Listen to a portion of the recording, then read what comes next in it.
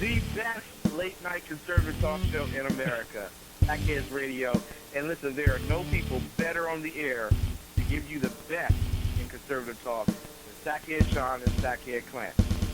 And we're working on the immigration papers for a certain other guy who happens to work here, too.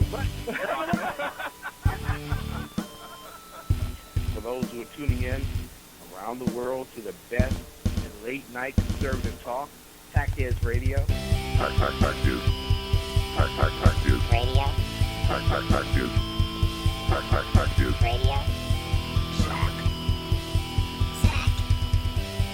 Sack. Sack. The best late-night conservative talk show in America. In America. In America. And in this web was a large, I'm pretty sure it was the biggest spider I've ever seen.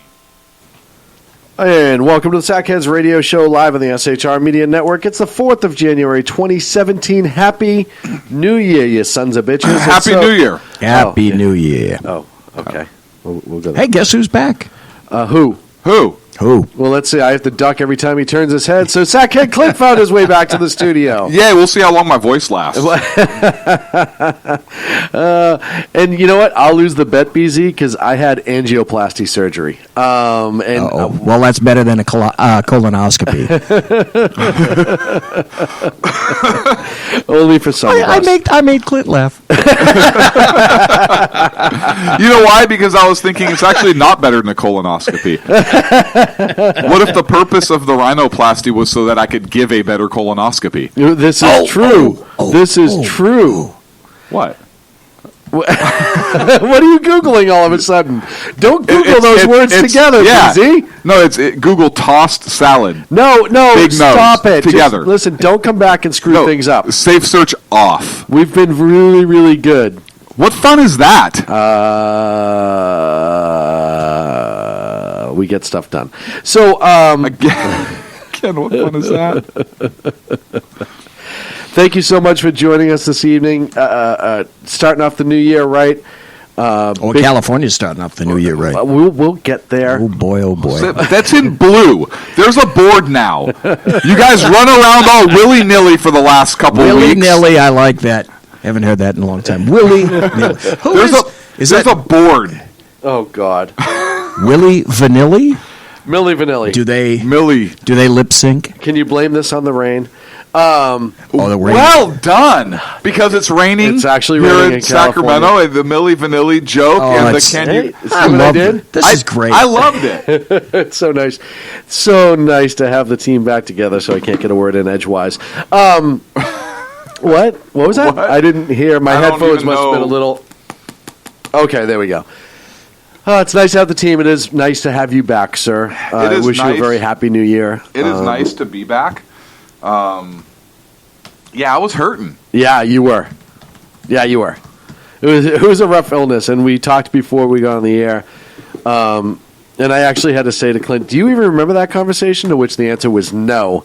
And it was not alcohol induced. It was not alcohol I want to have induced. our folks know. Well, it may have been alcohol caused, but the sustaining wasn't Was alcohol. not alcohol. Right. So we're glad to have you back and in one piece. I also want to give a shout out to all the shows on SHR Media Network. We've started off the new year like gangbusters and doing a great job. BZ next week. I believe so. Next week for the Berserk Bobcat Ballroom with BZ. Tuesday. I am so excited. No, seriously. So people like people know you as like the asshole, and people know me as like the funny guy, the lovely and the funny guy. thing is, like behind the scenes, it's actually like the exact opposite. Like Shaun loves everything and is like super supportive, and like new shows come on and I'm like, yeah, that's cool, but I don't get like really excited about them. And that's like horrible for me to say right now, I know. But that's how big of an a-hole I actually am. Are you trying to say that he's got a My Little Pony on his dash? But yes. Yes. No, I do. I get excited about new shows and stuff, but it's not the same. Shaun gets like super, super excited about them, and I'm just kind of like, yeah, cool, I'm curious. I think for supportive. 2017, I mean, SHR is going places. It is. I'm supportive of the new shows. I'm excited to have them here, but Shaun's is a whole different level. But for your show, I'm actually like super amped up and pumped about. So the rest of our cool. the rest of our broadcasters, let me get this straight for you. I know Just where in you're case going. Yeah, Clint could give a damn less about you. that's not true. But if you're the other white guy on the network, Right. apparently it's all interest. Right. No, that's nice of you, Clint. I really Right. think that's great. I really yeah, look, I don't mince words, right? Like I care, like Nice. I really care about Ken. It's too right? late. Like it started with It's too 1/3, late. and now I'm up to 2/3 liking him. 2/3 of the time. Well, you have to leave a little in reserve. He'll earn that 1/3. He'll get there. No, he won't. He can't. It's in the Constitution. What? We're strict constructionists, folks. Oh boy, did it just? Did you also feel like I could almost feel like the thunderhead cloud starting to form over? Wait a minute, I have a question. Yes, sir. Clint just said that. In chat, Ken says I'm the Shaun racist. is such a It doesn't racist. matter what. You know why? You know why? Because Ken knows that Shaun passed me that in a note. I would never have thought of that on my own. Here's the best part. So Clint could come in full blackface, do video, have that like. I do the Dan Aykroyd thing from do you remember, Trading Places. Do you remember Tom and Jerry Yes. with the maid? Yes. You could do that voice, Uh-huh. and the whole time. Where's that damn cat? Yeah, exactly. And I would be the one to take the grief for it. It Because doesn't everybody would matter. know you drugged me and put me up to it. Oh, sweet baby Jesus. I do want to say happy birthday to Court on Friday. Oh, Yeah. wow, listener Yep. Court. Happy. In Ohio, she's going to be 21. Yeah. Yeah. Right? So probably won't remember the 6th Hopefully. or the night of the 6th. If Probably it won't goes remember well, it. that's how it should if be. all so- goes as planned, which means she probably won't remember the 7th or 8th either. Right. If she does it right. Because when you're 21, those days kind of blend together. So, any other birthday requests you want to make and have right on the air, email Clint at shrmedia.com. Because apparently we do that shit now. Is that the actual email address for me, or no, is it the old one? That's the one I make up and tell people. Oh, that's the one that I got the bounce back Yes. on. Yes. Yeah, right. Yes. There is no such. We didn't even give it to BZ. I know. There is no such email. Because Shaun knows I don't return them. Yeah, what's the point? Which is, yeah. It all auto forwards to mine anyhow. Happy birthday, Court. Happy birthday, Court. BZ, how are you, sir? I'm fabulous. I don't believe that. Why not? I do. And we had a great time last week, and we had a great time the week before. And we're had going to have a great time tonight. I don't know about the third. Because the last time Clint was here, we got into that fight that everybody talked about for 2 weeks. That was great radio. You know, Are that kidding was. me? I hearken back to that. And I That think, was great radio. Did you say hearken? He said yes, hearken. Yes, I did. Damn, it just got up a tad. So the beautiful thing is, and we were talking about this at the break after that last tete-a-tete. We like. Are you going to tell Shaun what you told me? No. Okay. No. Right. Then I'm shutting up then. No, because our listeners are listening right Okay, now. all right. We can. The best part is, I called it before I even opened my mouth because we know our listeners. I said, I know people are going to hate me for this, but Yeah, I know. And then it just got ugly. So I love it when every time I say that, and Shaun, you do that. Yeah. Right there. No, you fold your arms, And sit back. you cock your head to the side, you sit back, and you just wait for it. well, And BZ just sits there with this grin like a little I'm an schoolgirl, observer. which is great. It's wonderful. Which is great. I equate it to oftentimes sitting underneath a toilet. Like I know it's gonna flush, and it's all coming down, and Or- I just have to defend myself. Like in the medieval dungeon, looking Yeah, up just and seeing looking the- up. Yeah. So any New Year's resolutions before we get into the first topic? Same one I had last year, not to make any resolutions. Perfect. I don't like to set myself up for disaster. And Right. I've always been one of those people that if I'm gonna change me, or if somebody's gonna change themselves, you should do it because you want to and not because of a day on the calendar. It's the same thing you said Yeah, last exactly. year. Yeah, it's it. But I've always believed that. I know. I've never understood people like, oh, new year, new me, new this, new that, new this, new. Why do you do that to yourself? Just if you want to make a change, set a date and go. Don't wait for January 1st. That's the Yeah. date. Look, set a date and go. January 1st. What's the problem? It's a cop out. I already failed. What was yours? And not drink. Really? No. Of course not. Who are you talking to right now? I was going to say that would be a brave Yeah. push for you. I have one. What's What is yours? it? Not to drink cheap potato water. Oh, very nice. I think that's a good one. Life is too short for that. Have you been successful so far, BZ? I've been successful for over 40 years. Awesome. Good man. Wow. So only the expensive. Yep. Okay. Well, hey, you know what? I always say if you're going to tear yourself up, do it with class. That's right, exactly. Which is my motto on everything. I'm Yes. going to lose 7,500 pounds. Which I guess that means I'm selling part of my house. Well, at this point, it may not be a bad idea. So yeah, no new, no resolutions for me. None of that crap. Listen, I say it all the time. I think I'm awesome. Why should I change now? Yeah, I know you are awesome. It's got me this far, right? Yeah. Yeah. Same thing with our listeners. Don't change. Don't go changing. Don't go. Don't go And if you want to go to, changing. if you want to jump in the chat room, go to shrmedia.com So and click on live chat and listen live. I actually have a New Year's resolution. Okay. You have 2 minutes for it. My New Year's resolution, I have 2 minutes and 17 seconds. My New Year's resolution 9 is seconds. Just wasting time. 2 minutes. 1 is minute 57 seconds. Is for the Oakland Athletics to win the World Series. That's my New Year's resolution. Okay. All right. Way to Not that I have any control way over to really jump on something you have anything. control over. Right. Good job, Clint. Listen, it's sheer willpower. That's strategy right there. That's pure strategy. Sheer willpower. Strategy. Strategy. Strategy. Yeah. Strategy. It's a Bugs Bunny term. Strategy. It's strategy. Well, let's. You know what? That should be a New Year's resolution for the Sackheads. What's that?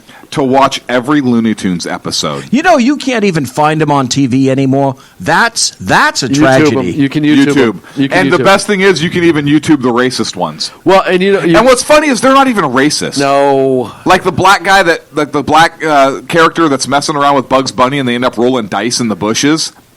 That's funny. Jersey Joe had a good one for you. What's that? Why don't you try not playing hooky from Sackheads for a few times for the year?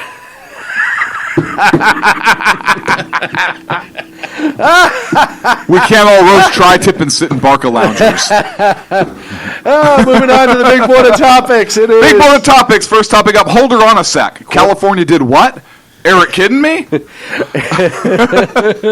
So, Evie, and I know we heard about this because BZ is doing some follow up here.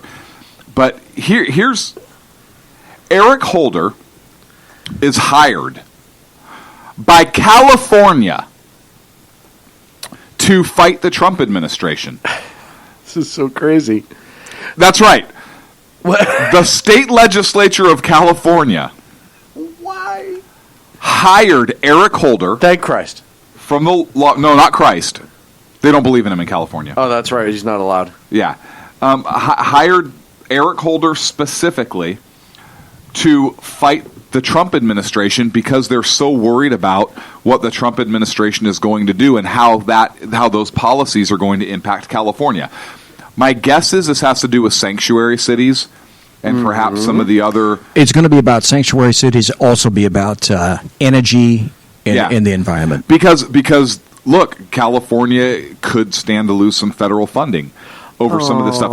And so California has hired Eric Holder presumably to fight the federal government? No, you have to give us money. I don't know what he's going to do. So we sent BZ on this, and he's actually in the process of getting information, but there's no information readily available in terms of how much taxpayer money has been spent, why an exterior private attorney to defend the state when the state has an attorney general that you're already paying damn good money to. Yes, and who is supposed to defend the state's policies and laws. So what is the purpose of this? It's very bizarre. I don't think, at least I have not been able to find, any state that has hired a private attorney. Dude. So is it even legal? What's the attorney general's reaction? Like, I haven't seen anything. And it's all like, no, this is like the dirty little secret. Like, there's not a lot of chatter out there in the state about this. Well, because they wanted it to fall by the wayside for now. Yeah, look, the state legislature, they're not giving any information. Right. Governor's office hasn't given any information. We do. It's the legislature. Right, the Senate pro tem. I tried to find all the proper numbers on that today. I had a little mission, so to speak. Yeah. And I found one number, and absolutely nobody's picking up the phone. Well, it's the new year, and they don't work a full week. They're state workers, and so... So, what do you guys think? Is this legal? I'm going to say it is legal. I'm going to say that you're going to have a hell of a time trying to not say that he can't, that the state cannot hire contractors. And I know for a fact the state can. Yeah, contractors, yes, but this is an attorney for the purposes of defending the state? They're going to make him a contractor. They're going to make him a private vendor. Yeah, but for what purpose? You have an attorney general who is the state attorney in order to defend state policies and state laws and all of that stuff, up to and including up to the U.S. Supreme Court. Right. Remember, Jerry Brown did the what was it? The People v. the Entertainment Industry, or State of California v. Entertainment Industry. Mm-hmm. It was the proposition on the ballot. Pardon me. Where the voters voted that the entertainment industry could not market violent or explicit material to those underage. Right. Passed overwhelmingly. And the entertainment industry sued on First Amendment grounds, went all the way up to the U.S. Supreme Court. Jerry Brown was the Attorney General at the time and defended that state proposition, which was actually a conservative proposition. And he was the AG at the time and actually defended it at the Supreme Court. The Supreme Court struck it down. But we have an AG already on the payroll for this. So what is the purpose? To cost California more money. Listen, they're trying to play a power play on this.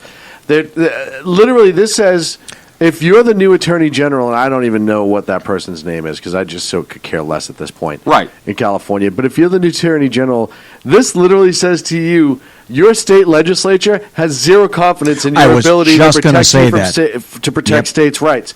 But also, let's bring this another step forward. Let's go back to the 19th Amendment.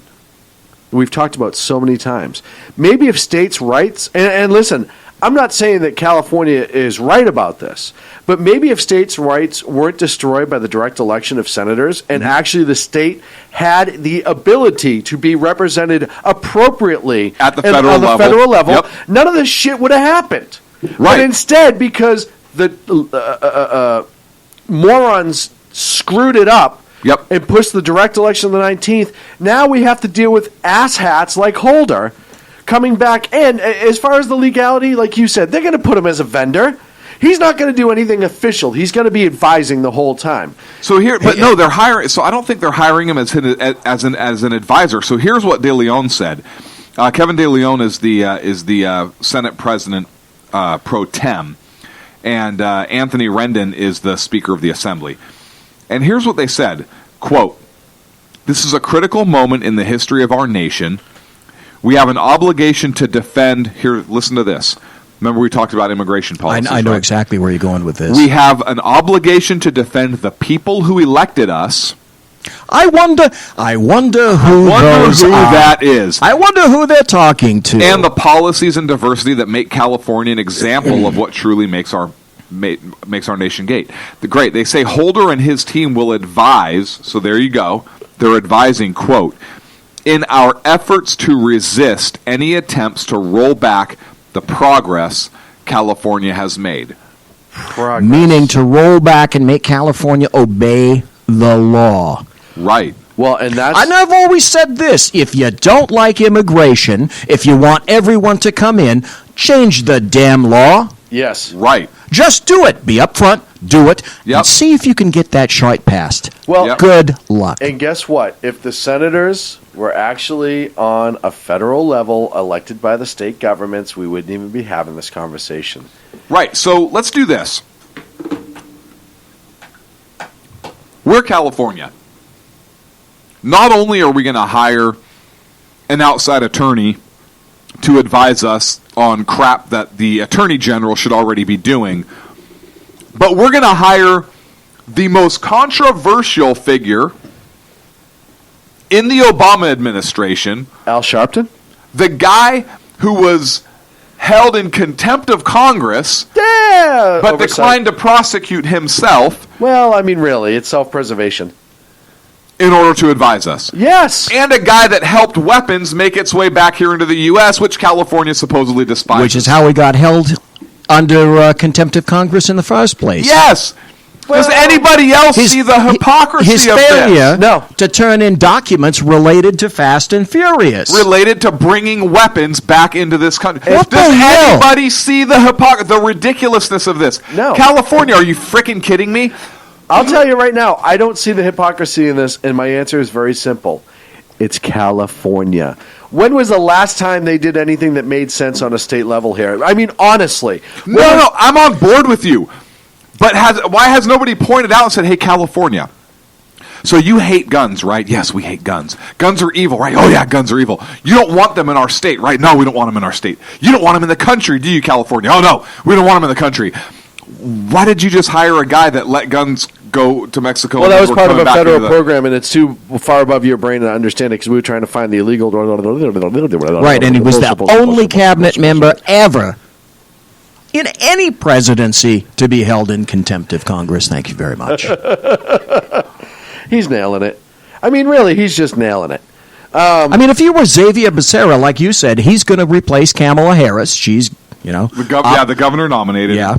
So, is this not one of the grandest slaps across your face? The first Latino, by the way, first Latino AG in California history, and immediately Governor Brown says, I don't think you're quite competent enough to do what needs to be done. I know. I'll pay $75,000 for 3 months. And by the way, if you read the story, the $75,000, the $25,000 a month going to Holder and his law firm, they said, if you look very carefully in the story, it said in initial payments. What that means is, we could decide to continue Yes. on. Yep. This could be just the opening, ladies and gentlemen, taxpayers of the state of California. Your $75,000 at work. I wrote about this today on the blog, and I said basically what I'm doing is California is forcing me as a taxpayer to pay Eric Holder to work against my interests using my money. Yes. Here's the best part about this for me is Eric Holder and California in general. You brought up California and just the way they approach everything. A socialistic, everything, utopian state, right, is what they're pushing for. So if they really believed in Holder and Holder really believed in this, then why wouldn't he offer his services for free? If it's really for the cause and it's that important. Right. Pro bono. Pro bono, I'm baby. coming at you pro bono. Pro bono, baby. Well, it's because they can. No, it's because Jerry Brown and Kamala Harris want to throw some money over to Eric Holder and keep him relevant for the next I don't think this is Jerry Brown. No, I really don't think it's This isn't Jerry Brown. This is the legislature. I think Jerry Brown, he's... You know my thoughts about Jerry Brown. He's going to be out of here. I don't think he's all present accounted for anyway. I think it's the legislature. Yeah. And they already Recalls. said they're splitting it 50%. Recall. Yeah. When is the last time the state Senate and state assembly has ever done anything together? Yeah, well, they certainly got together gun over bills. this. They are so... No, this is mine, and this is mine, and no, this is mine. Okay, now your bill can come to Gun us. And bills. They don't do anything together. Even the gun bills, right? But they don't do anything together at the same time. Which is the problem. And that's really a problem.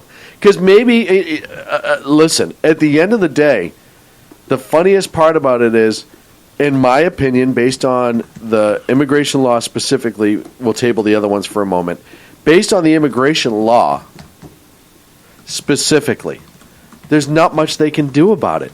It is law. If you want to get it changed on the national level, then that's what you need to do.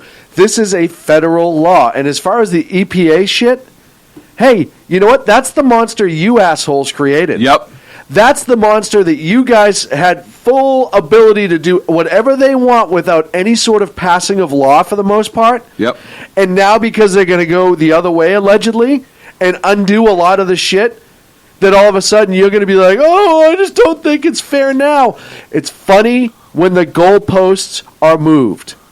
It's funny when all of a sudden the beast you created comes back to bite you in the ass. California, you're getting exactly what you deserve. You're going to pay an ass ton of money to hold her. It's going to go nowhere because your legislators are fucking morons. And they're just, like, we have the money to go dump into that ass clown, and they're going to do it at the drop of a head because our feelings are hurt. Hey, go pound sand, pal. Life sucks. Get a fucking helmet. You know what? So here's what I can see Trump doing.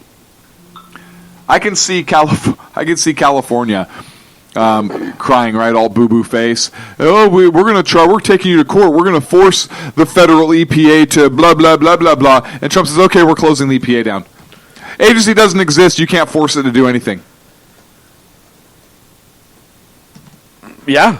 How awesome would that be? Well, and then it tells you how... And then Obama, and then Trump could say, oh, what are you coming after us for now? And it tells you how either stupid or intentionally misleading California is, because you know what? Even if the EPA doesn't exist, with the 10th Amendment, you can make your own environmental rules. Yeah. Yes, you can. So... California can act as batshit crazy as it wants. But here's the problem. But it can't affect federal resources. Right. Yeah, yes. Cannot affect federal resources. And here is the other big problem with that. Is then it will show you... the only reason California wants this to be a federal thing is so other states don't benefit when they don't want to.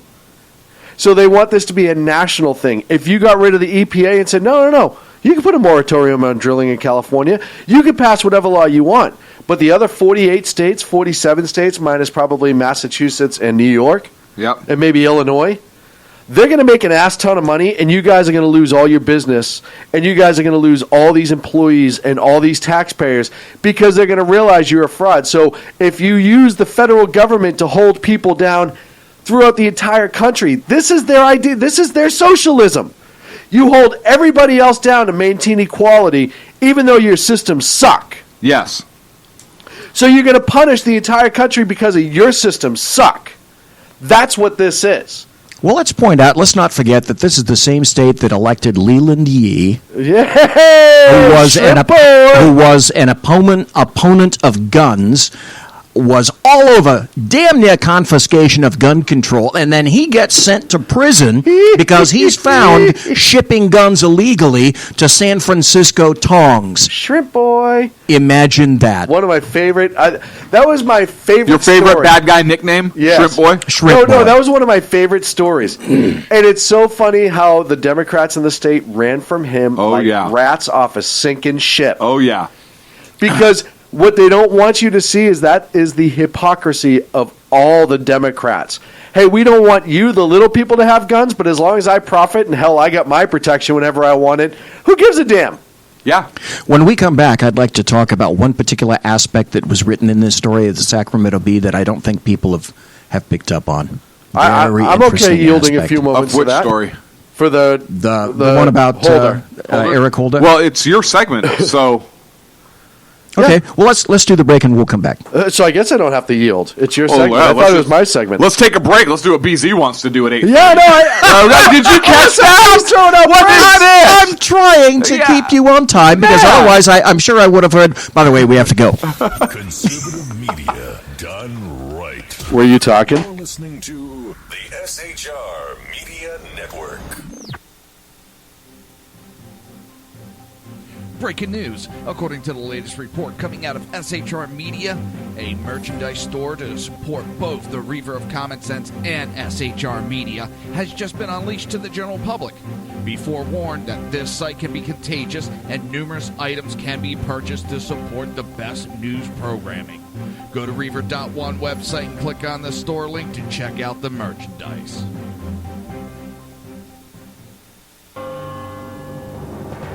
Hello, I'm Matt, a student at Hillsdale College. Here's Hillsdale President Larry Arnn on the continuing relevance of the Constitution. Many argue today that the Constitution is outdated because it addresses problems peculiar to the 18th century. Some parts of the Constitution do read rather quaintly. Consider the injunction against titles of nobility in Article 1, Section 9 of the Constitution. But is that so outdated? The purpose of the injunction is to prevent the government granting special privileges to some for partisan reasons. This strikes at the heart of the rule of law. The crony capitalism so common today is a place where the government bestows favors and tax dollars on some businesses to give them a leg up over others. This is exactly the kind of thing the Constitution was meant to prohibit. The Constitution is not so outdated after all. This Constitution Minute was brought to you by Hillsdale College. To join the national conversation on the Constitution, go to constitutionminute.com. Times are dark. The people misled by corrupt politicians, lied to by establishment media, and deceived by the false messages of Islam. A nation in confusion needs a guide. It needs a man with a cane. I'm Dave Milner. Join me on Spreaker, SHR Media, High Plains Talk Radio, Live Rebooting Liberty, and YouTube for a unique brand of commentary on the unpleasant blind guide. Because truth is not always pleasant. In a world controlled by corrupt politicians. You got a business. You didn't build that. A team of ordinary men emerge from the ashes to give voice to the voiceless and hope to the hopeless. Sackhead Shaun. Dude, I'm not saying Kafka is stupid, bro. Sackhead Clint. All good friends of ours usually show up drunk. Also starring Sacco as the producer. I'm a little bit drunk, cause I'm drinking. They are the Sackheads Radio Show. Every Wednesday at 8 p.m. Pacific on shrmedia.com.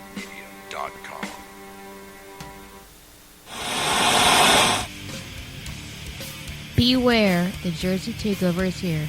Every Monday through Friday, 11 a.m. to 1 p.m. Eastern Standard Time.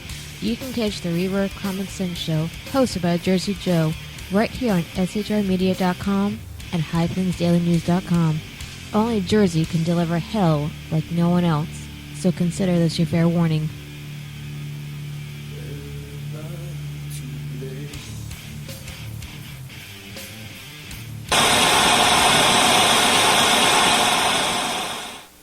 Conservative media done right.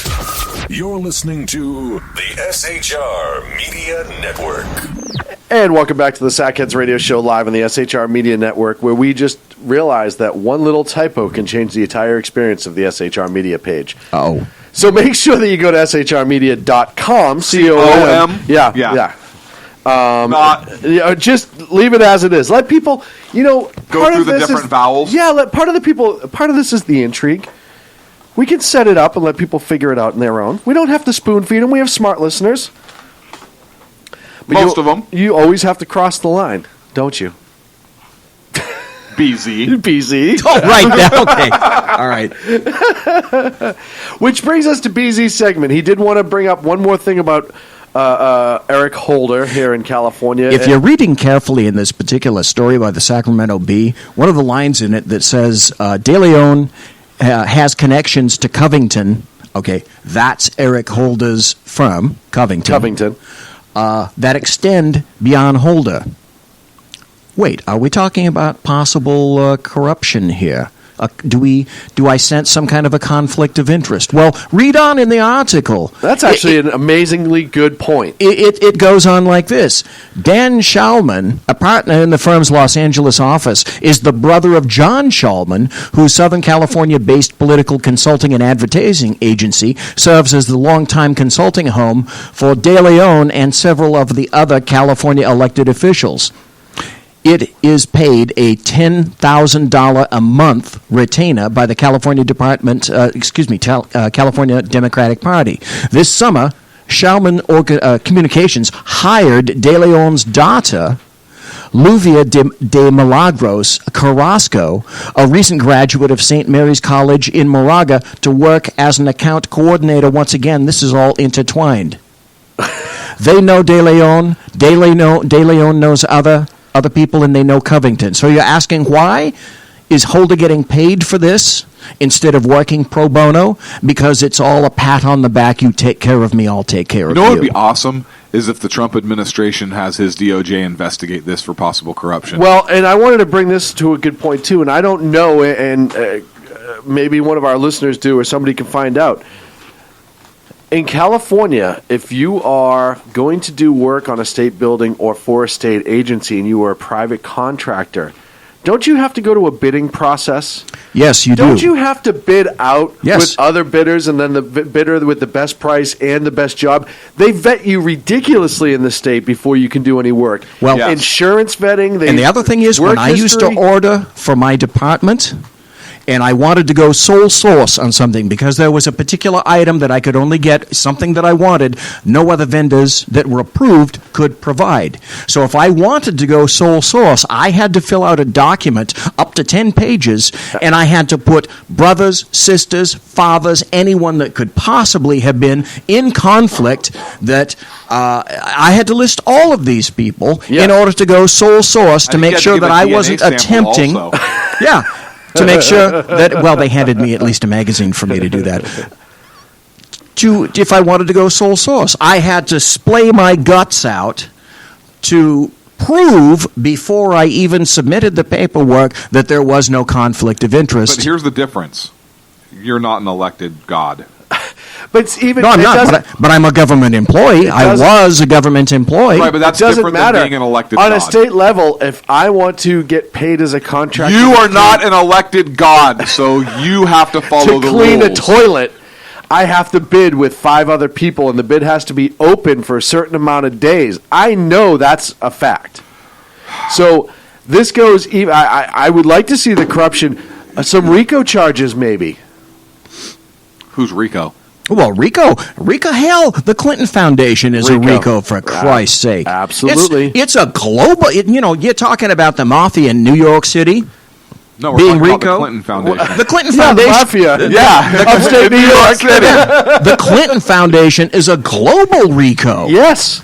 Yes. It's not just limited to the United States. It goes over the entire planet, for Christ's sake. But I think this justifies a RICO investigation as well, because there's certainly some shenanigans. When you're handing state funds to somebody without a vetting process and without... Maybe there was some BS vetting process that we don't know about. But even if there was, it wasn't a public bid by the law firm. If he's going through Covington, which is a law firm, then it should have been allowed to have been bid on by other law firms. But they went sole source. Right. Because they can. And there has to be justification for it, and hopefully we find that out here very shortly.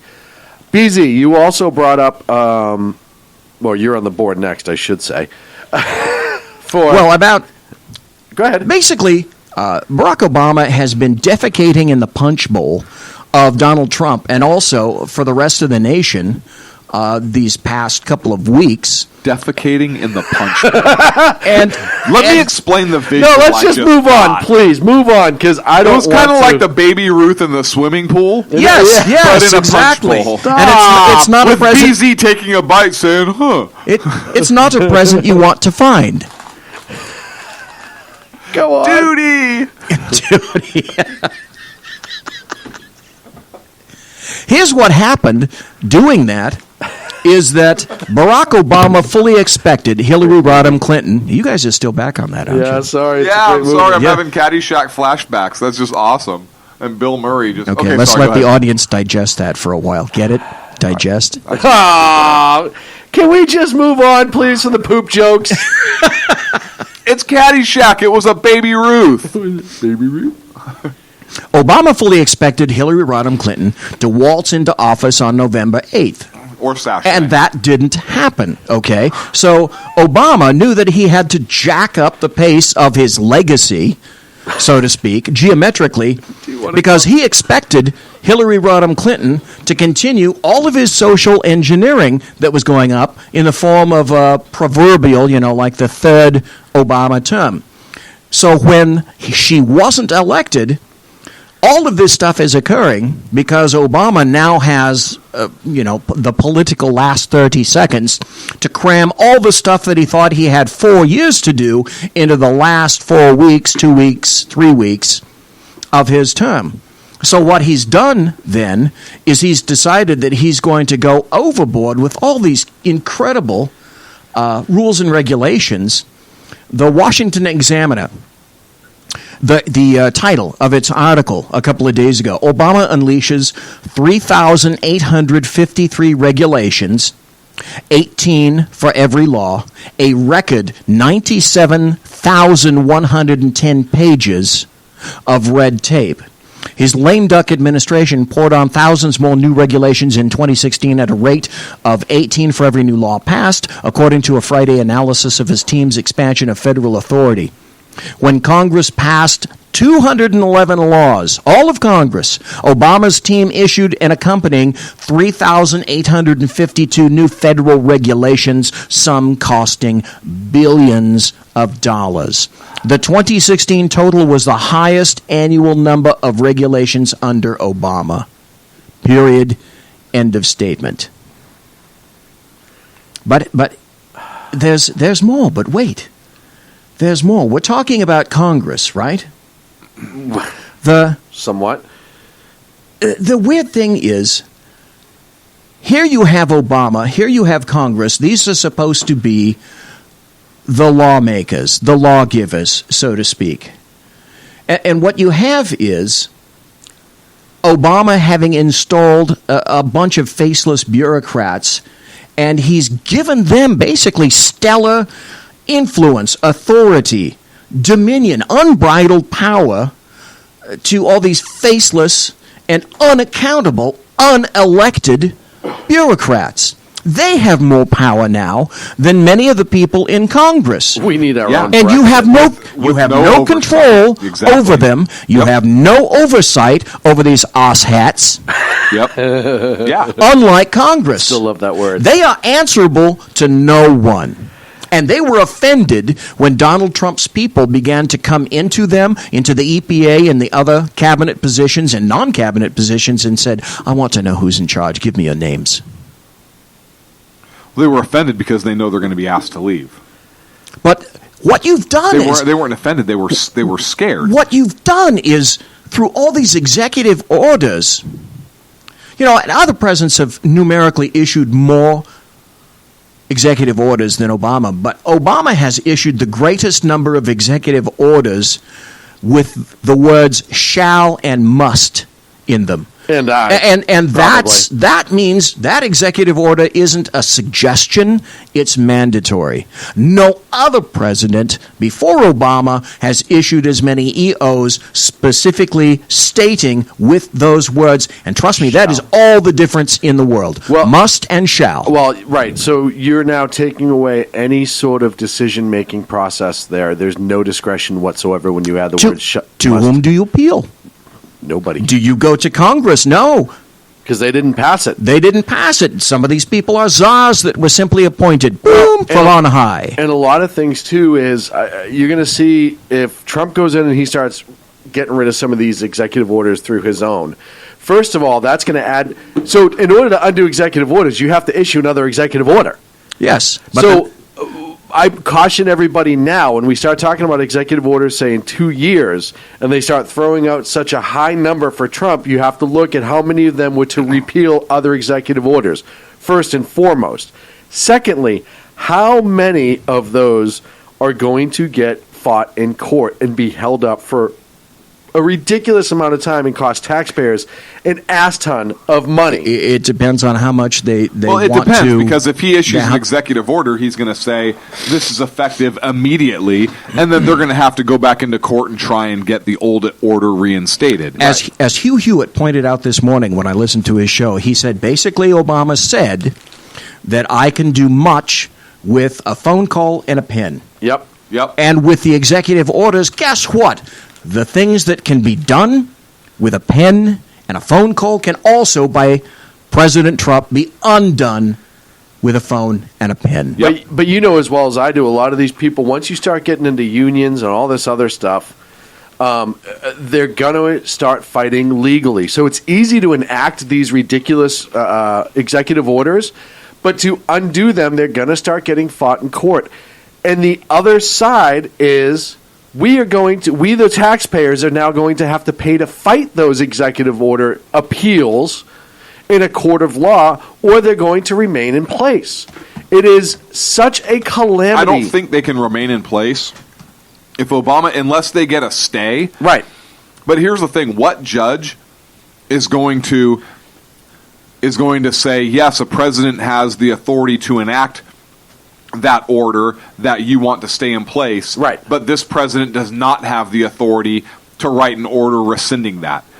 That would be such a ridiculous argument, and be based on, if anything, that first judge could say, well, this presidential administration didn't have the initial authority to issue this executive order, but if they recognize the presidential authority to issue that executive order, they also must recognize the presidential authority to rescind it. Yes. And there's no other way to look at that. And I don't care how many activist judges you have or whatever, but there is no other legal way that, I guess you could make any argument in America's legal system. The Democrats have still not learned that when you open a door and you walk through it, once that door is opened, lots of people can walk through that door. Exactly. And it's difficult to shut. And we talked about that when Obama started issuing all these executive orders, if you remember, Shaun. Yes. And BZ, I think you're absolutely right. But I don't think, Shaun, that you can take anybody to court for anything, but I don't think a judge is going to stop the order from going into place. I agree with you that these groups may fight to have. But it's just going to sully the system. It will, and that's my biggest problem with it. Is that's what the left does, though. Exactly, right? Yes, they piss and moan and cry and riot and but that's fight, what I want to show beyond the executive order. But then everything goes to court, right? Beyond the executive order, how much it costs to fight this stuff, and that's part of the leftist undoing. They don't just hit you in the jaw with this ridiculous executive orders. While they're punching you in the jaw, their friends running around and stealing your pants. Like, they'll do anything they can to belittle you and destroy the system to their benefit. And while they're doing that and talking to your face, they'll turn around and knife you in the kidneys. Which is why I don't wear pants, so they can't steal them. Right, and then when you try to do the same thing to them, they call foul. Yes. Yeah, oh gosh. I call pants leg prisons, by the way. Could you imagine if the Senate says, you know what, we're going to use the nuclear option like Harry Reid did, and the Democrats saying we're just going to go with the 51 votes? Yeah. Well, and they've already alluded to that on a few times. A few of the senators have alluded to that very much so. Yep. Now that you bring it, just reminds me of this. Did you guys hear little Chucky Schumer today? Little Chucky. I like that. Little Chucky. Talk about Jeff Sessions. And essentially what he said about Jeff Sessions is we have to pull every string to make sure that we kill him. So what that means to me is that they believe there was a death threat, that he's going to focus as AG many criminal cases on the Democratic Party. That was not noticed by the media. But when they begin to focus on an individual like that, that means they're either afraid or they think that he's going to attempt to undo lots of things. That tells me the focus is so on him. And if he thinks that he's going to push through, guaranteed the Democrats are going to do their level best to make sure that doesn't happen. Yeah, now, will they be able to? I don't know. But they're going to give it every try they can. Of course they are. Well, it says the Dems are digging in to fight. On it's going to be a fight every damn every step week. of the way. Yeah. Well, but and it's understand not too, stopping. They're almost digging into fight, much like Gaddafi used to dig into fight. They're currently the paper tiger. They don't hold any power on the federal level. Yep. They lost over 1,000 seats nationally under Obama. They're petrified of what might get dug up by AG Sessions. They're petrified that, hey, you know what? Maybe if the FBI and other agencies are allowed to just do their job and not have political influence, it may affect their livelihood. It may show you that the Democrats are a giant RICO foundation. The Democrats themselves may end up being one giant RICO organization. At least the party. At least the party. And see, the whole thing with Russia is a focus on that. And yet WikiLeaks and Assange came out and said, yes, we didn't get anything from Russia. Not anything from Russia. Now, it's going to be interesting because the intelligence agencies say that they're going to provide some kind of evidence tomorrow. It's not going to be real evidence. They say, but I'm going to be very curious to see what their evidence But they said they had evidence before the election. They never produced it. And didn't have it. Look, this guy right here. It got an email to the U.S. Department. It says, I hacked your system and I'm Russian. See? This is our evidence. This is Boris Yeltsin Gorbachev. And as you can see here on his Atari 2600 that he was purely able to hack based on the interwebs going on, I have no idea what I'm doing. Like, that's pretty much what you're going to get out of them. He's like, so we got this information because I took computer expertise class from Sackhead Clint. And if you know Sackhead Clint, you know he's a huge, big expert. Dude, you know he's the technical strategist for SHR Media. SHR Media. So you know that goes a long way, right? You should Google him. Oh, that wasn't him. Who was I supposed to be? Osako. Damn it. Part of this particular article that I referred to from the Washington Examiner also says the constitutional misindex is meant to show that it's the federal bureaucracy, not Congress, that levies the most rules. There's no pattern to any of this, since the numerators and denominators can vary widely. There have been 114 laws in 2015 and a multiple of 39. The multiple can be higher with fewer laws or with more regulations holding the other constant. The point is that agencies do the bulk of lawmaking. Agencies, and that's the problem. Do the bulk of We've lawmaking. talked about this before. We've talked about it specifically with the EPA, but other agencies as well. You want EPA indicators right here? I looked up a couple more that went with the EPA. The EPA fines a Wyoming guy, a rancher, $16 million for building a pond on his property. How dare he build water? Well, the problem is that water doesn't belong to him according to the EPA. That's exactly correct. Right. Hey! EPA wants to regulate streams. If because of rainfall and low points on your property, the EPA can and wants to regulate you and that stream. As much as they can. The EPA wants to regulate water collected from the sky. In leftist Fornicalia, I say, already in Marin County. Anybody that doesn't know Marin County, that's where Robin Williams used to live, and it's a leftist county. And that's where the singer from Metallica just fled from. Yes, yeah, James Hetfield Colorado. just decided that he was going to give. Well, he was living in Sausalito, but that's in Marin County, and he fled. But basically, Marin County makes it illegal for you to collect rainwater from the sky. It belongs to Marin County. It doesn't belong to you. And it's in a drought. That's the best part about it is California, we're in a drought. Marin, we're in a drought, but you can't save any of your water. Wait, what? And if you don't think I'm correct, go Google it. You'll find it. Wait, I can't wait, but this U-Bahn can that I have outside my back patio, you're not going to collect all the water that lands at my back patio, so why can't I use it to flush a toilet? No, it's where water pools. Yeah, no, we're going to... Wait, what? What? And I've said this before, and I'll say it again. Water. I'll say it before and say it again. Why does the federal government have any say where the water goes? They care so much about the water going that they don't do anything in California to help it. It's about power and control. Yep. Period. End of statement. It needs to be destroyed, is what it needs to be. It needs to be completely ripped apart. And that is exactly what California, to wrap this up to our original Holder and Trump conversation, that's exactly what California is absolutely petrified of, is that the EPA is going to be gutted. And that only, quote-unquote, some common sense things probably left in, like you can't dump toxic waste in a school park. That sort of thing. But as far as drilling, water collection, all that other stuff that is when it's on private property, and everyone forgets, especially when it comes to drilling.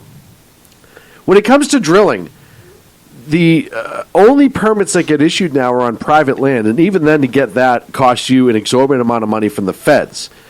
They will not permit drilling on any federal land whatsoever right now. Oh, you just opened a big, big, big door right now. Vat of oil. Oh, oil? What about this? What about the largest land grab in United States history? When we took the Indians? 1.6 million acres of land taken, confiscated by the federal government. From the Indians. From Utah and Nevada at the stroke of a pen on the Monuments Act. That is for a monument. What's a monument? A statue, a place, etc. And under the Monuments Act, it was meant for that, so that if you have some kind of a building that needs to be saved, or some kind of a rock formation that needs to be saved, we're going to save it. 1.6 billion acres confiscated from Utah and Nevada under the Monuments. Hang on. I need to apologize to our SHR viewers. We pride ourselves on being accurate. We pride ourselves on being accurate. Okay. And, in fact, the biggest land grab was under Manifest Destiny. So, BZ... Our second biggest land grab would be the Monuments Act. No, you're wrong there. I can trump you on that. The biggest land grab was Hitler under Lebensraum. We were talking for America. Okay, well, I just threw a fact in there. You came back at me with facts. I got to come back at you with facts. I would say Roman Empire. No, I get you all beat. Ready? Go. Yeah. The moon. With our flag. With our flag on it.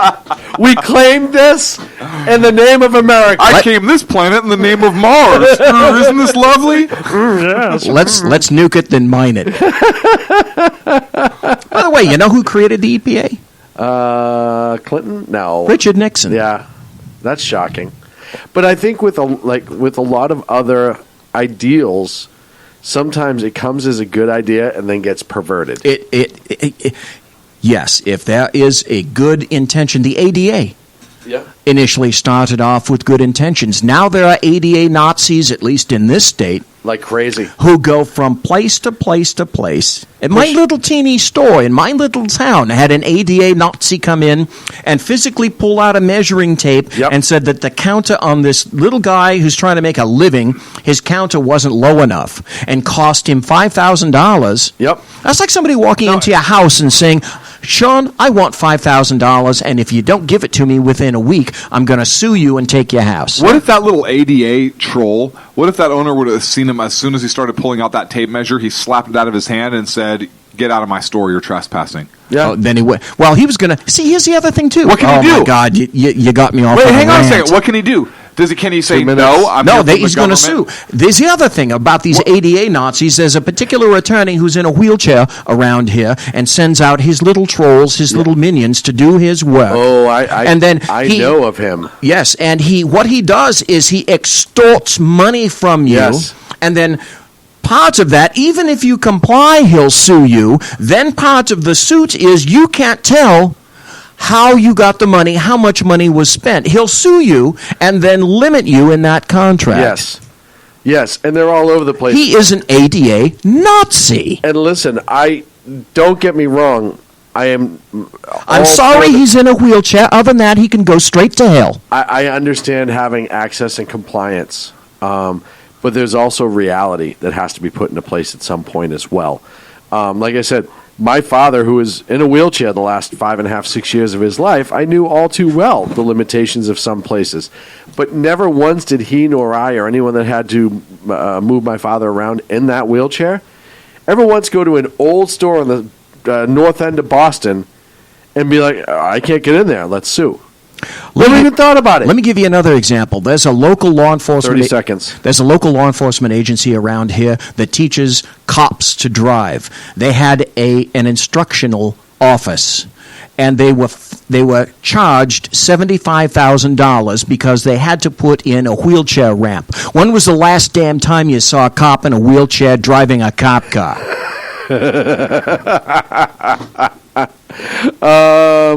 On Family Guy, as a matter of fact. I can't remember that. Joe the cop is in a wheelchair. That's the last time I remember it.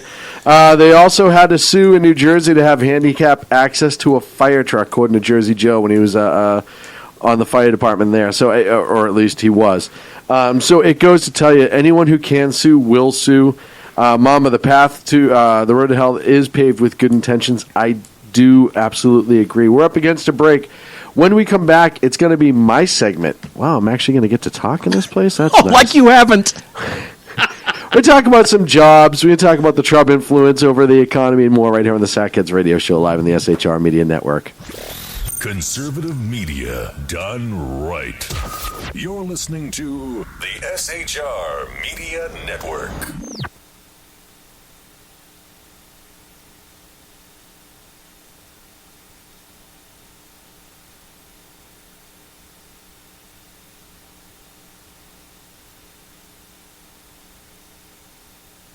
Hey, it's Shaun from the Sackheads Radio Show, also one of the owners here at the SHR Media Network. Are you opinionated? Have you ever wanted to do your own show? Have you ever heard somebody like the Sackheads and go, yeah, I could probably do that better? Well, now's your chance. Send me a 5-minute clip at sackheadsradio@gmail.com, and maybe you can be part of the SHR broadcasting team.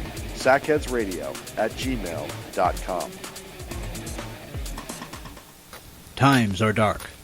The people are misled by corrupt politicians, lied to by establishment media, and deceived by the false messages of Islam.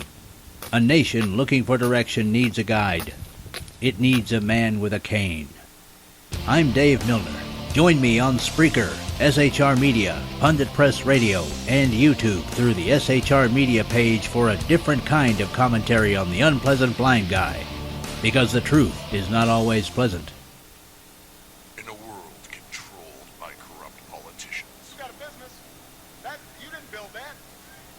A team of ordinary men emerge from the ashes to give voice to the voiceless and hope to the hopeless. Sackhead Shaun. Dude, I'm not saying Captain stupid, bro. Sackhead Clint. All good friends of ours usually show up drunk. Also starring Sacco as the producer. I'm a little bit drunk, I'm a little bit drunk, 'cause I'm drinking. They are the Sackheads Radio Show. Every Wednesday at 8 p.m. Pacific on shrmedia.com. The bloviating Zeppelin. He's big-footed enough radio shows to last a lifetime, courtesy of Shaun, Clint, Ken, and Jersey Joe. Now it's time for him to waddle on his own 2 feet via the glorious SHR Media. Gird thy loins for the bloviating Zeppelin's Berserk Bobcat Saloon. Coming soon to Ossicles near you. Excelsior. Conservative media done right. You're listening to the SHR Media Network.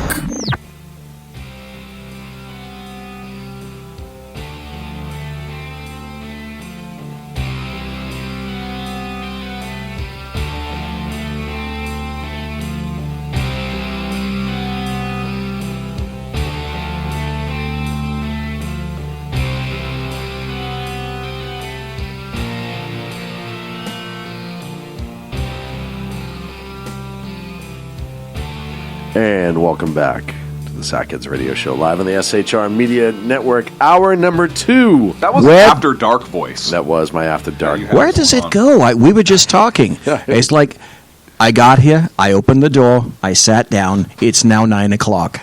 Yes. Yes. Yes, that's how it happens here on the Sackheads Radio Show. Yes. Flying by the seat of our pants. As it were. On a trapeze of bullshit and politics. Why not? Which is really duplicitous. Right. This is very true. I'm excited about this segment. I'm excited about this segment, too. I'm excited about this segment. I had a friend of mine reach out to me this week, and she regularly converts money to euros for a bunch of different reasons. And mostly for laundering purposes. Mostly. Like laundry. Mostly. Yeah. Great. I mean, right. Why wouldn't you, right? So, I mean, you can get away with it. So, no, I'm just kidding. That is not a legal advisement. That is not legal. There is no money laundering going on that we know about whatsoever, anywhere, Anywho, ever. So, lawyer bullshit. but you notice something strange, that in the last 5 months, since Brexit, and since it looked like Trump was actually going to start winning right up to the end, the dollar versus the euro has changed dramatically.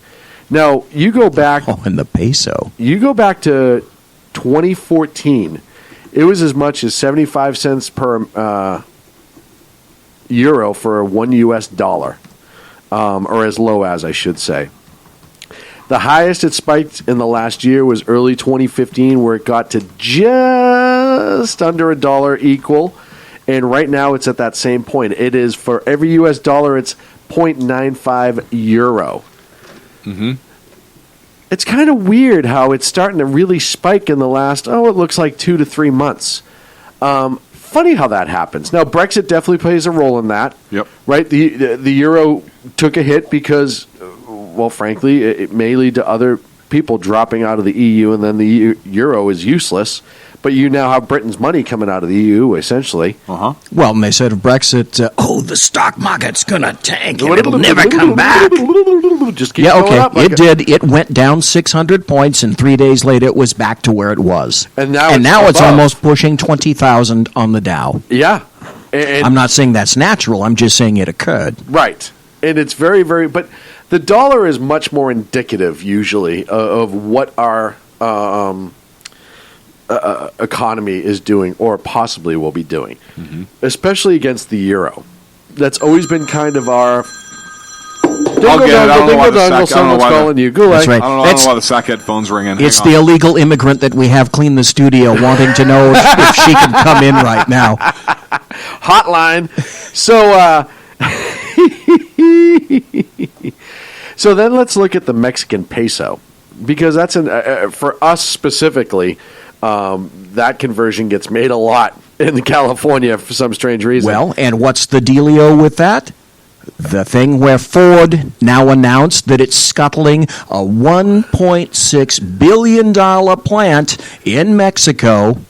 Yep. And keeping it here in the United States. Yep. Now, I don't know if you know, but Mexico is already having a terrible gas problem. They have their Pemex. The production is down. They need Tums. They're having a hell of a time refining petroleum. Now, they're a great source. They used to be the number one provider of oil to the United States, but now they're having an interior problem with the refinery capacity, and because of that, they're also having oil heists. Mm-hmm.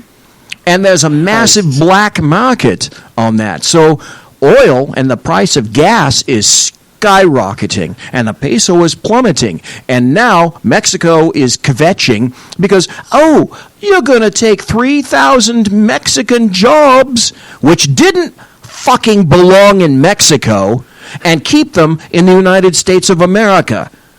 BZ to Mexico. Shut the fuck up. So, back in 2013, the Mexican peso, for every 12 Mexican pesos, you got $1 US. It is now over 21.47 to be exact, Mexican pesos per US dollar. And wait, I shall continue, because it just makes me kind of giggle. And a lot of these spikes, like I said, have been in the last 2 months. You used to have, back in 2013, the Canadian dollar was almost equal. Almost equal. It was up to $1.50 in early 2016, and now it's down to about $1.35, $1.33 to be exact. But the last couple of ticks on it are starting to increase. What does all of that say? And why I think this is key, and I think it's something that people would miss on a regular basis. If it wasn't pointed out to me, I most likely would have as well. All of a sudden, our economy outlook is starting to turn around. Our dollar is starting to do better against foreign money. And guess what?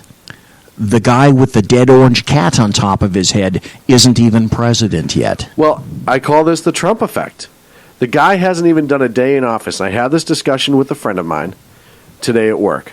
And he is a libertarian, social issues, leans a little liberal, but libertarian most of the time, my buddy Nate. Really good guy. But I said, all this stuff is an effect on, he hasn't even gotten into office yet. You can't talk about the negative effects, really, because there hasn't been any previous to him going into office that I have seen, and he hasn't done anything officially, so you can't even look at that. But what has come out of this? We had the Carrier deal just after he was elected. Carrier, the Apple, the iPhone. Apple iPhone deals starting to come back here. There was also the issue of Ford leaving its Kentucky plant. Yep. They decided to stay. And now you have Ford going back Ford to Detroit. Announcement saying that, we were in fact thinking about going to Mexico for another production line, not the Kentucky production line. Right. And we're going to keep it right here. In Detroit. So what does that tell you already? Just from the business-wise. And listen, like I said, and I've said this before, I'm not saying that the guy's going to walk in and fix the world's problems. No, and I'm saying we're going to hate a lot of the crap that he's going to do. Well, and maybe we will, maybe we won't, but he has yet to do it, so I can't judge him for it. Well, the leftists don't mind doing that at all in the slightest. But that's why we're better than they are. A lot better than they are.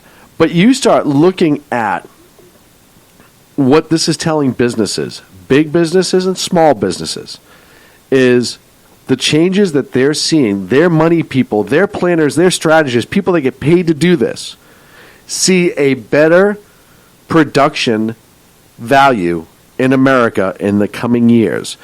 For you or I probably could look at a shit ton of numbers and not understand anything. But when you have these people at Ford, Carrier, these financial strategists, these planners, these people who they have to give these reports to their stock owners.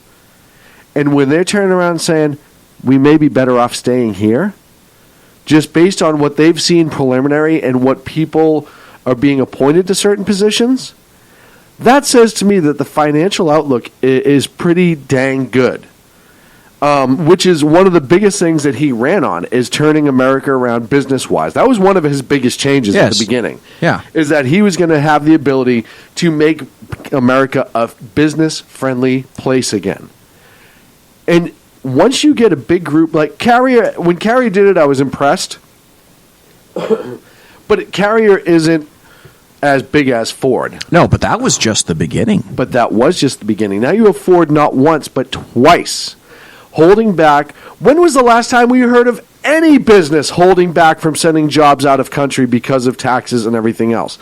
I can't remember. Yeah, but wait. In California, they're still hemorrhaging businesses. Like crazy. Like crazy. But it's California. Yes. It's just California. That's just how it is. Nearby, most of them are going to Texas. Do you remember when Rick Perry came to California? Oh, yes. On his little trip? And tried to solicit businesses to go to Texas? That's what a good governor does. That's his job. Guess what? He took some businesses back with him. Yes, he did. I wrote a post probably a year and a half or 2 years ago, and I delineated specifically over 100 businesses that just up to that particular point within those 2 years prior had left California. Yep. It was a list of massive amount of businesses. Yep. For the sole reason that how a small business makes a profit here in California is beyond me. Well, and here's the problem to my friends in Texas. Here's the only downside of that. This is why you're seeing a little surgence of blue in Texas. is because Rick Perry did come to California and bring businesses to Texas. So you get the bad with the good, unfortunately. Well, you can't have everything. You can never win everything. But we go back to the economy and the jobs. I mean, you look at other companies. I forget what 2 other companies announced they're adding jobs. But I want to say like 12,000 jobs just since the last 3 weeks have been announced that are going to be adding in 2017. So that, on the other hand... Well, here, you have to do what I call the logical extension. You have to consider 2 or 3 moves down the road. Right. And that's this. We know that technology is minimizing the number of available jobs in entry-level minimum wage venues. Absolutely. So we know that technology is going to come in and it's replacing those particular people. We know that the better paying jobs are attached to when a business actually makes things, creates things, builds things, technology, computers. In other words, you need people who are skilled, educated, well-trained. So, for all the people that want to come in, we want to suck up all these various Syrian Muslim refugees, etc. We want to keep the flood coming in from Mexico for fewer and fewer jobs that these people will qualify. Yes. That makes no sense. So, because of that, and the job market getting stronger here in California, resultingly, well, California, the nation, because the job market is going to get markedly better. Already they're pissing and moaning about it in Mexico. Do you think that because things now are getting worse in Mexico and better here, there's going to be an even greater assault on the southern border? And the answer would be yes. So does Trump need to build the wall? Hell yes, he does. Well, and it's funny, too. In a conversation I had about the wall recently and Trump, somebody said, well, a lot of that's going to have to go across private property, blah, blah, blah, blah, blah, and that's just going to be a nightmare. What are they going to do? Use some sort of federal law in order to take that private land, and is that what we want to do? Do we want to take private land, people to build a wall, blah, blah, blah? I said, well, stop. No, absolutely stop. Talk to Sheriff Paul Babu in Arizona, and all the ranchers and people that own land that abuts the southern border. Yes. And how they're constantly shot at, how they're constantly assaulted. Burglarized? How can these ranches and find people, dead bodies on their property? How can they make money and still stay on their ranches, and yet they still persevere? Well, and so I said you have to look at it that perspective. You have to look at the fact that these people are the ones dealing with this immigration issue, and people running across borders, and coyotes dropping these half-dead bodies on their property that we now have to, and then jump back over the border. And Mexican cartel people sitting on the tops of mountains with scoped rifles. Yep. Because the tops of these mountains give great tactical advantage. Huge tactical advantage. For the cartel members trying to come into the United States and bring their product. Top-down protection. And if you don't think that they're sitting on tops of mountains in the United States, you're wrong. Guess who they're shooting at? They're not shooting at Mexicans. They're shooting at American law enforcement trying to stop them. That's who they're shooting at. And anyone that might get in their way. And I'm telling you, take the gloves off the USBP, all those men and women are dying to do their job. Well, they can't wait. And you also have ranchers who've been assaulted. You have people that have been murdered. All these things have occurred on our southern border. You don't hear about them because mainstream news doesn't want to tell you about it. They don't want it covered. It's unpopular. But if you go and read just social media, there's a lot of places you can follow these sources for. It's happening. The other thing, too, is there's language out there essentially saying, hey, yeah, you know what? If we build the wall, we don't necessarily have to do it over our side of the border because we're trying to keep them out of our country. So you can build it just inside and aligning on their border as long as it meets X, Y, and Z criteria. And I've heard some language about that. I haven't been able to research it because I just heard it 8 hours ago. I'm sure there are some property obstructionists who would rather not have a wall built on their property. That's going to be a given. Right. And in truth, I don't think you need to build a complete wall. There are certain sections that you would probably want to because of geographic characteristics. Yes. which sort of they lend themselves to a wall much more readily than other characteristics, which sort of are natural barriers to that. But when you can rinky-tinkle across the Rio Grande and only get your ankles moist, then that might be a place where you'd want to install a wall. Just a suggestion. Just a little something to take a peek-see at. I would like to just point out to all the leftists who are talking about all the horrible things that Trump's going to do. So far, I have yet to see one. And I said this before. I think when you see a Trump administration, you're going to see two things. One, some people be held accountable for their actions, which is fine.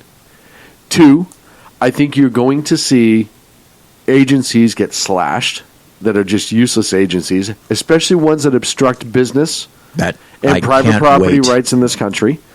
Oh, my God, yes. That's an entirely separate issue. Private property rights. Yes. Here's what the federal government loves to do. It loves to steal your rights and your freedoms and then sell them back to you. At a higher rate. Yes. Much higher rate, actually. Jesse Joe in the chat room was saying that, hey, didn't we build and fund a fence? And Jersey Joe, you're absolutely correct. There was the 2006, I think it was actually called the Secure Fence Act. Yes. Of 2006. You're 100% correct. The money has actually been apportioned for that. Yes. And it's just sitting there. But it's also, it's kind of like California. The money has been encumbered. It is sitting there. It just needs and has been sitting there. Well, and it's much like California with their water storage money and approval. There's no reason for a drought in the state. They've had money approved for 20 years. And they haven't Well, they won't build any damn infrastructure because of the enviros. Same thing with that fence. It's been minimal. Absolutely minimal. And here's the other problem, too, with the fence. Everyone who talks, well, we already have a fence. We already have a fence. If you just go look on video for Mexican to American boarding crossings on YouTube, add the word fence into it. There's hundreds of hours of people just scaling that fence like it's nothing. So even when there is something stopping them from coming over, when they can climb it like a fence versus a solid wall that's much harder to climb, and I'm sure they can needle into it, we can do there'll be maintenance work, etc. But when there's no tier to walk, so to speak, when you have nobody on top watching, when you don't have anything for them to stop them, they're going to go right over it. Well, and further, if you don't do, I said it from the beginning, if you don't do a 20-foot wall that's 10 feet wide so you can ride like some sort of vehicle down it and have different, I hate to say like a prison, but like a prison. Well, and 20 feet deep as well, at least. Yeah, and you come a couple miles down and there's a station on top of it where they can rest, get drinks, whatever, and keep going. It will be an ineffective fence and border, and that needs to change. Excuse me. Well, the other thing I'm probably sure that you've seen is that ICE folks have come into a number of, at least 3 times of which I'm aware, into Laredo, Texas, and dropped off at bus stops loads of immigrants. Yes. Who've gotten in, and ICE, trust me when I tell you, it's the chiefs, not the Indians. The Indians, the line-level officers, they want to go get them. Want to go get these people. They are told by their administrators, who are then beaten by the Obama administration, let my people go. Do not touch them. Do not touch them. Well, and it harkens me back, because you used that word earlier. Thank you very much. To a story a couple years ago out of Texas, where there was 2 Texas sheriffs who were chasing a car out of Mexico that crossed the border illegally, believed to be a drunk car. They came across the Rio Grande at a shallow point. It was a 4-wheel drive. I want to say it was a Tahoe or a Suburban. As they were pursuing it, it eventually made its way back to the same crossing location to go back into Mexico. And as they did, a Mexican army, maybe it was stolen, maybe it wasn't, American Humvee came over the ridge with a 50 cal on top and provided cover for the cartel drug runner to cross safely, because as soon as the two sheriffs saw they knew what was going on, they got the hell out, as they should have.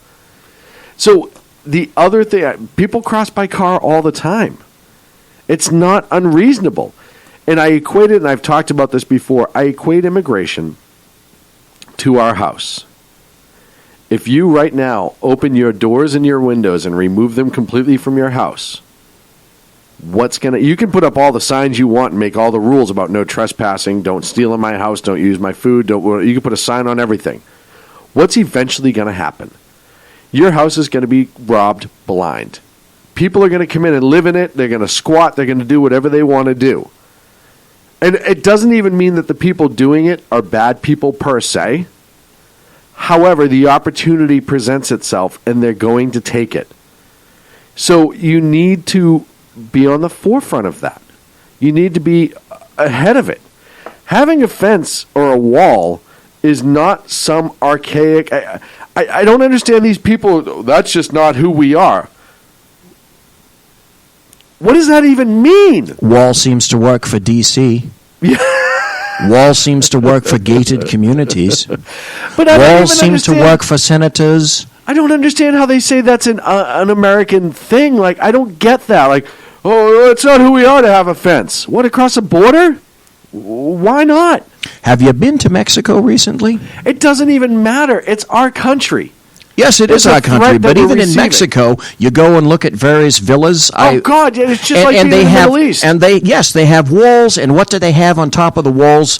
Into cement, yes, broken glass. Broken glass. And I saw it myself. Barbed wire. Any sort of barbed wire that you could possibly take. And we can't build a fence. Right, and they're so it's racist to build a fence. No. It's not racist to build a fence. It's racist to say, I'm going to build this fence, and anybody who's not white is going to get shot trying to cross it. That's racist to say. But to build a fence just to protect our sovereignty is not inherently racist. Let me repeat what I've said a number of years ago. Let's say the sovereign country of France, full of white people, happened to be to our south. Yep. And they were doing to us what Mexico is doing. Yep. I'd say it's time to kick all the frogs out of the United States and not let them in. Look, if we were having this problem with our friends to the north... It's not a matter of race. It's a matter of national sovereignty. It's our country, just as you said. If we were having this problem with our friends to the north, and I don't want to upset our friend Kel Fritzy, who's our Canadian listener, that's how I know we're international... But if we're having this problem with America's hat, as I like to call Canada, then yeah, I would build a fence as well. The problem is we're not getting a lot of drug running from Manitoba into the United States. No, we're not. We're not getting a lot of drug running from Winnipeg and... Let's see, I'm trying to... Saskatchewan? But there are lots of French in the eastern portion of Canada. Let's not forget that. No, Montreal. I know it very well. I've been there a bunch of times. If we were having those problems from any of those places, then I would recommend the same freaking Exactly. Race has nothing... Repeat, for those of you who just tuned in, race has nothing to do with it. Why do you think we patrol our waters so heavily? Just for the same reason. It's the exact same thing. We can't build a fence in the ocean, so we have a really heavy U.S. Coast Guard presence and Border Patrol presence. We have Border Patrol planes constantly flying interdiction all over our waters to keep outsiders from coming in through there at the tune of billions of dollars a year. Well, nobody's calling that anything. Nobody has a word for it. We have interests. We have self-interests. Mexico has its self-interests. I sure do. The United States has its self-interests. We need to look out for each other. Mexico needs to look out for itself. So when Mexico loses jobs, my first thought is it's not the United States' responsibility to create jobs in Mexico. At all. Boo-hoo. At all. Unless, and I've said this before, if NAFTA was a damn good deal, as everyone tried to say it was back in the day, Mexico would be flourishing right now. And people forget that. It's been in place for what, almost 25 years? Mexico's 10 times worse than it was 25 years ago before NAFTA. Yes. Question for you, Shaun, because I happen to know the answer. We're on a break, so like you're a gonna good be quick. attorney. Quick question. Go ahead. Do the trains that go down Kansas City Southern trains, part of a Class 2 railroad in the United States, do they get searched? Nope. When they come back from Mexico? Nope. Nope. Not even sorta. Nope. Not even sorta. Nope. There is Why? no search. NAFTA. And who knows what could get smuggled on those trains as they come out of the southern border. Folks, we're up against a break.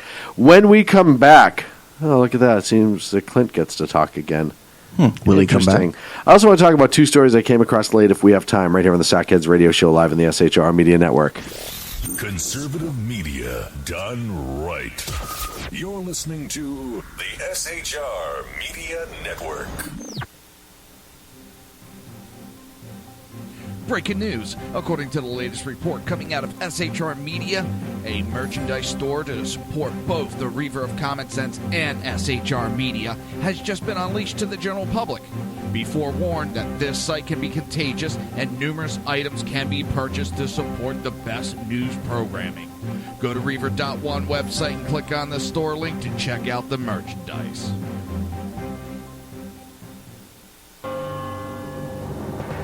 Hello, I'm Matt, a student at Hillsdale College. Here is Hillsdale President Larry Arnn on the continuing relevance of the Constitution. Many argue today that the Constitution is outdated because it addresses problems peculiar to the 18th century. Some parts of the Constitution do read rather quaintly. Consider the injunction against titles of nobility in Article 1, Section 9 of the Constitution. But is that so outdated? The purpose of the injunction is to prevent the government granting special privileges to some for partisan reasons. This strikes at the heart of the rule of law. The crony capitalism so common today is a place where the government bestows favors and tax dollars on some businesses to give them a leg up over others. This is exactly the kind of thing the Constitution was meant to prohibit. The Constitution is not so outdated after all. This Constitution Minute was brought to you by Hillsdale College. To join the national conversation on the Constitution, go to constitutionminute.com. Times are dark. The people misled by corrupt politicians, lied to by establishment media, and deceived by the false messages of Islam. A nation in confusion needs a guide. It needs a man with a cane. I'm Dave Milner. Join me on Spreaker, SHR Media, High Plains Talk Radio, Live Rebooting Liberty, and YouTube for a unique brand of commentary on the unpleasant blind guy. Because truth is not always pleasant. In a world controlled by corrupt politicians, You got a business. You didn't build that. a team of ordinary men emerge from the ashes to give voice to the voiceless and hope to the hopeless.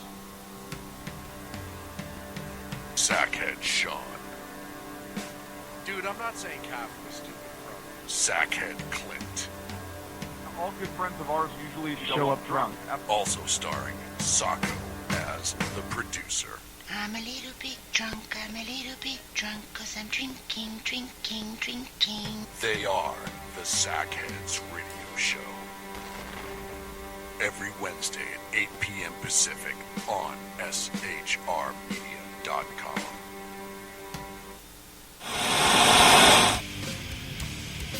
Beware, the Jersey Takeover is here. Every Monday through Friday, 11 a.m. to 1 p.m. Eastern Standard Time. You can catch the Reaver Common Sense Show, hosted by Jersey Joe, right here on SHRmedia.com and HighPlainsDailyNews.com. Only Jersey can deliver hell like no one else, so consider this your fair warning.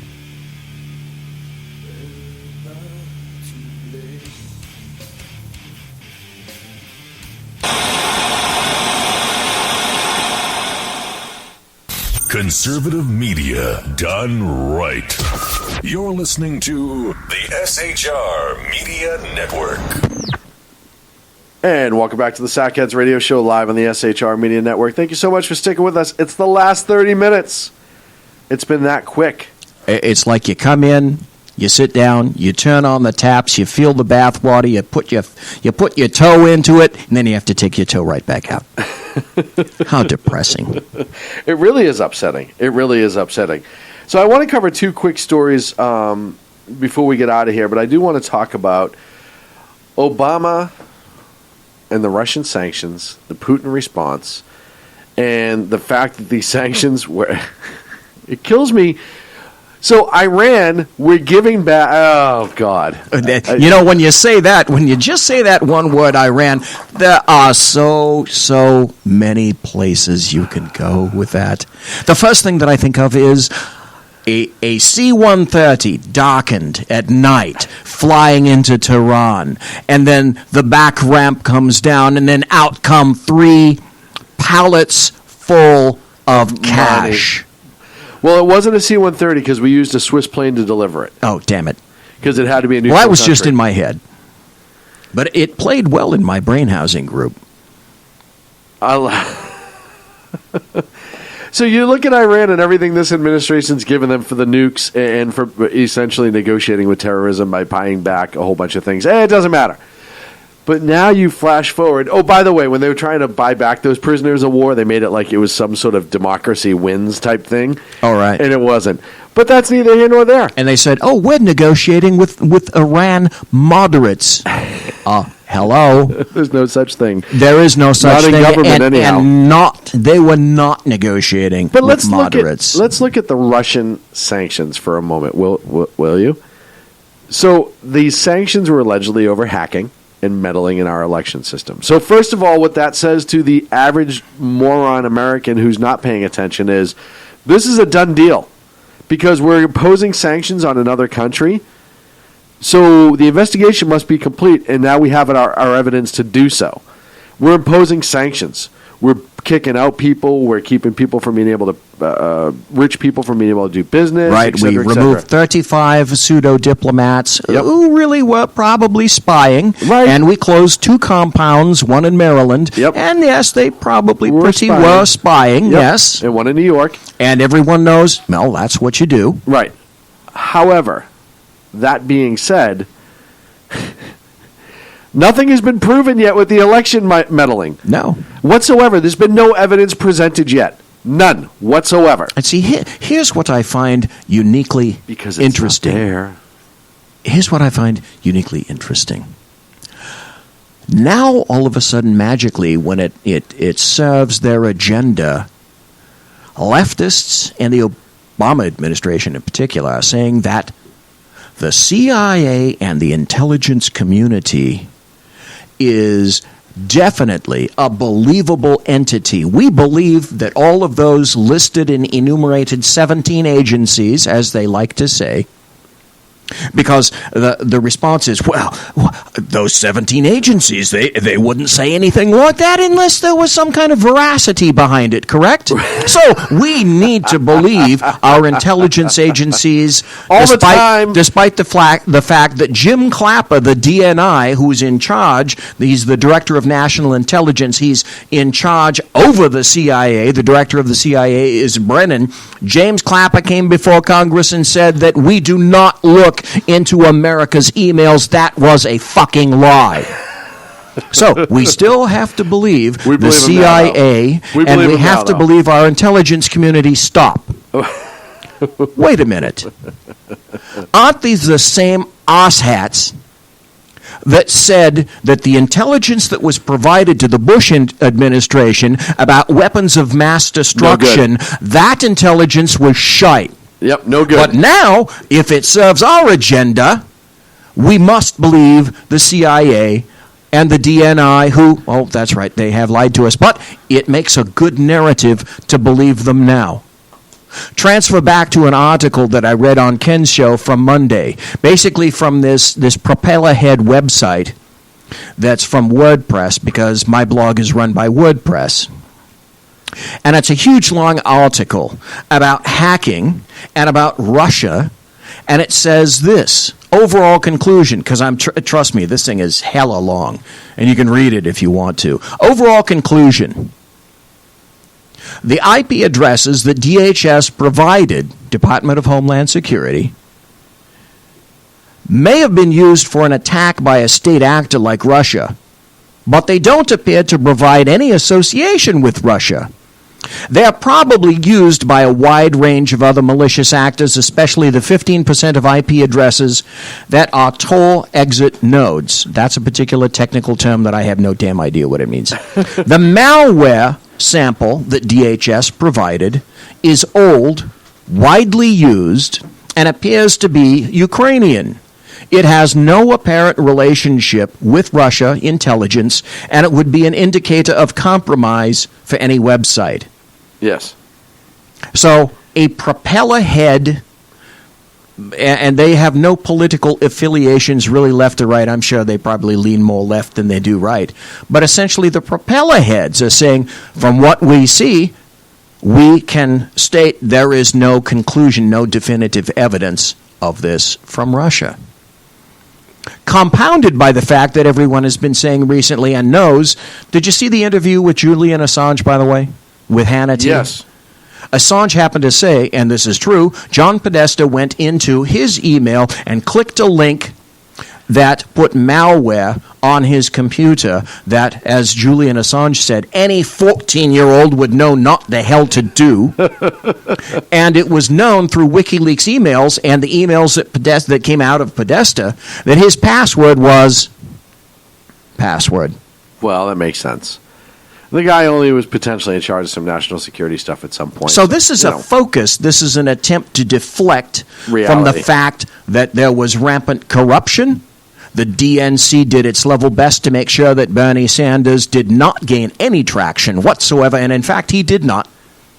To cover Hillary Rodham Clinton, to cover Barack Hussein Obama, who enacted executive privilege to make sure that his emails, which were sent under a pseudonym, were not revealed because he sent them to Clinton's homebrew server, and you can't reveal the content of those. It's all a deflection to keep it away. Not once has the DNC, Hillary Clinton, John Podesta said the content in those emails is false and it has no validity whatsoever. Did you ever hear any of those actors say that? I have not. I have not either. So you go through all of this, and then we get these sanctions. And Putin's response, after initially somebody in the Kremlin said, hey, we're expelling 35 diplomats, all this other stuff. Yeah, I love this. Putin woke up the next day and went, whoa. Hang on. Everyone stop. We'll deal with these sanctions with the next administration. I'm not even acknowledging them at I'm this not point. doing anything right now. Not going to do anything. Just have it. We'll talk. Just hand me a grilled cheese sandwich. It literally, the best part about that is that literally says to Obama, you are so feckless and so just useless. Yeah, you're not worth my time. Not even worth my time. Isn't that absolutely amazing? That's wonderful. So the best insult, just before he goes on his last vacation, ladies and gentlemen. Oh, this was one. I know where you're going, and this was great.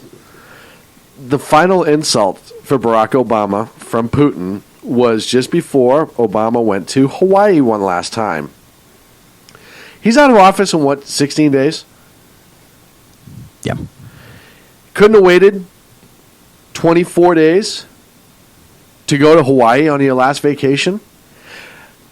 I understand he did some official business while he was there. As a matter of fact, I want to talk about some of that official business while he was there. I'm dying to hear, please.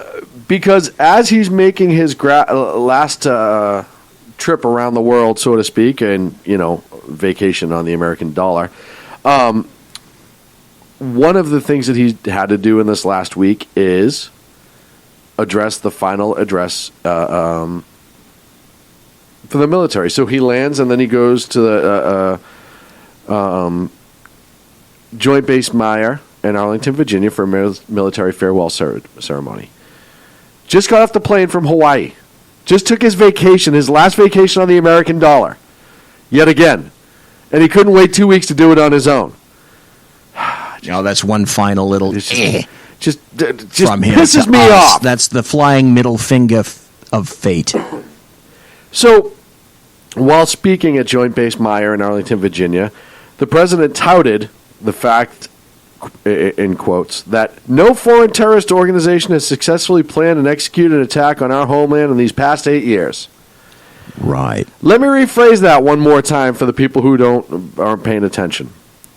While speaking, he touted the fact that no terrorist organization has successfully planned and executed an attack on our homeland in the past 8 years, meaning while I'm president.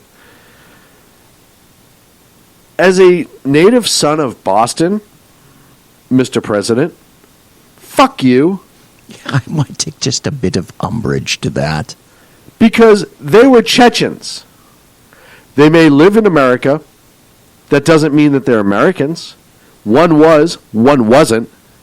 One went to Chechnya to get training, and we were warned from the FBI to check him on the way back, and they blew it. Orlando was ISIS-inspired. ISIS is from overseas. Fuck you. San Bernardino, ISIS-inspired. It doesn't have to be... Listen, Americans can commit foreign acts of terror in the sense that their allegiance falls to that foreign organization. Major Nidal Hassan. Nidal Hassan, in my opinion, was an inside attack, but it's also got foreign terrorist ties, and the planning was involved in overseas. So now you're saying, look at this guy in Washington a couple months ago at the mall, Cascade, Washington. Same thing. Yes. You start the underwear bomber on the plane on Christmas 6 years ago, coming from Somalia, if I remember correctly. The bomb didn't go off, but that doesn't mean it was... The only reason that plot failed is because the device failed as they were coming into Detroit. It's called a clue, Mr. Obama, when you hear someone say Allahu Akbar. That's called a clue. Well, here's BZ's axiom. When they pledge to ISIS. Yes. When they pledge to ISIS, that is a foreign terror attack. You dipshit. When you think here's BZ's axiom. When you think that it might be terror, the longer that it takes for any authority, government, police, etc., to name the suspect, the more certain you can be sure it's terrorism. Yep. And I can tell you right now, Jersey Joe and I were talking the night of the Cascade incident. In New York. The New York, even though nobody died, the New York terrorist inspired by ISIS. But as far as I'm concerned, that's foreign terrorism. I don't care if you're an American, if you're saying your allegiance is to ISIS. Well, and many of those people went abroad. Yes, to get their training. Acquired their training and knowledge and brought it back with them. So to go around at the military base and say there's been no foreign terror attacks on our soil in the past 8 years. San Bernardino. Is a bold-faced freaking lie. Yeah. Merced College. Or University of Merced, California, sorry. Yeah. Well, that's a perfect example because the police and the sheriff there didn't name the suspect and waited a damn long time to do it. Guess what? When was Boston? While it was under Obama. Oh. Chechens. Yeah. It was foreign.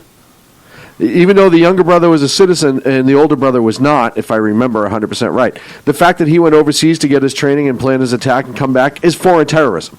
Yeah. He's being inspired.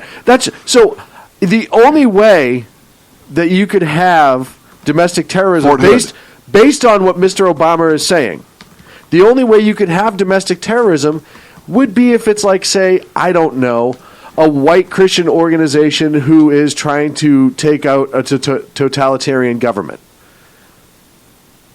That's it based on what he's saying. That's the only thing I can surmise is that if a white guy does it to overthrow how about government... ALF or ELF? Animal Liberation Front. Right, but that's domestic. Right? That's right? domestic, yeah. That's Americans on Americans. And I've seen that video. Right. Jersey Joe in the chat room pointed out that Obama also said there weren't any scandals. No scandals in whatsoever. His administration. Not one. Yeah. Didn't we already talk about one earlier? We've talked about 30 tonight. Yeah. What a goober. The only way, and Mamba is 100% right. Obama is just playing semantics. Unless there is someone flying over here from Raqqa wearing a war garb and pre-announcing their intentions, then maybe Obama might acknowledge it. These assholes can get trained online or in some Islamic center or mosque, etc., or they go overseas. They get on the internet. Yes. And go look at Inspire magazine from Al-Qaeda Yes. or Dabiq from ISIS. Yes. 2 online magazines that are meant literally to inspire you to kill people. Right. So unless your inspiration is American-based, so to speak, he's not acknowledging it. Well, he can't even say the damn word. Which is ridiculous to me. And like I said, unless you're ALF or an ELF or some sort of right-wing militant group trying to overthrow the government in America, that's the only way BAM he would say, or domestic terrorism. You know, I would have a stronger reaction if the left had actually engaged in revisionist history before. What? What? I may know where you're going with this. But this is revisionist history, right? Yes. Already starting. Because if he puts those words out there, what's going to be printed in certain history books? Just that, exactly. That soundbite will be printed, not the history that goes with it. Right. And last, I know we get 10 minutes left. I have one I want to talk about real quick. The Capitol Hill artwork. Okay. Have you seen this? No, but I have not. You have not. So pull up real quick. Painting by high school senior David Pulphus. Pulphus. So Can you spell that again? Pulphus. First of David. And so here's what happens. Representative Lacey Clay, a Democrat out of Missouri, has an annual congressional art competition and chose this high school senior's art. The picture depicts 2 police officers whose heads are replaced with animal heads. One is of a pig. Yep. Pointing guns at other people who are holding up protest signs that says, like, racism kills. Right. Stop killing. Justice and a crucified now. Black man in a graduation cap holding the scales of justice. That masterpiece is adorning the halls of our United States Congress. Oh, but it's free speech, and it's beautiful, and he's expressing himself, and blah, blah, blah, blah. Well, black lives do matter. Blah, blah, blah, blah. And listen, I'm not saying this guy can't paint this. He can paint it all he wants. But as a congressman, all you're doing is feeding into the rhetoric that's already falsely portrayed throughout this country completely. It's an embarrassment. Absolute embarrassment. First of all, according to this video,